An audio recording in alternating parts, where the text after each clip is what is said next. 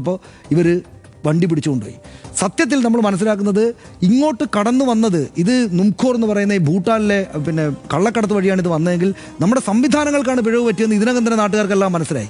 എന്നിട്ടും ഈ വാഹനത്തെ വെച്ചിട്ട് ഇങ്ങനെ ചെയ്തിരിക്കുകയാണ്. കോടതിയിൽ നിന്ന് ആശ്വാസം, ദുൽഖർ സൽമാൻ ആശ്വാസം എന്നൊരു വാർത്ത ചാനലുകളിലും പത്രത്തിലും വന്നതിൻ്റെ പിറ്റേ ദിവസം അടുത്ത ED പോവുകയാണ്. ഈ ED ആരാണ് ഹർഷ? ED കഴിഞ്ഞ 4 വർഷത്തിനിടയിൽ 5000 കേസ് എടുത്തു. 40 കേസാണ്, ഹർഷൻ്റെ അടുത്ത് ഇതിനേക്കാൾ കൂടുതൽ കണക്കുകളുണ്ട്, 40 കേസാണ് അവർക്ക് കോടതിയിൽ ട്രയലിനായിട്ട് ഹാജരാക്കാൻ പറഞ്ഞത് 5000 കേസിൽ. അപ്പോൾ 0.01 ആണ് അവരുടെ ഈ കൺവിക്ഷൻ റേറ്റ്, 0.01. ഈ ED വന്നിട്ട് യാതൊരു തെളിവും കസ്റ്റംസിന് കിട്ടാത്ത, വാർത്താ സമ്മേളനം ഇടയ്ക്ക് വെച്ച് അവർ ഉപേക്ഷിച്ചു പോയ, കോടതി നിങ്ങൾ വണ്ടി തിരിച്ചു കൊടുക്കുമെന്ന് പറഞ്ഞ കേസിൽ ദുൽഖർ സൽമാനെയും പൃഥ്വിരാജിനെയും പിടിക്കാൻ പോവുകയാണ്. വളരെ സത്യസന്ധമായിട്ടുള്ള കാര്യങ്ങളല്ലേ ഇവർ പറഞ്ഞത്. 5000-ന് മുകളിലെ കേസുകളിൽ വെറും 40 കേസുകളിൽ മാത്രമാണ് എന്തെങ്കിലുമൊക്കെ ഒരു വസ്തുതയുണ്ടെന്നുള്ളത്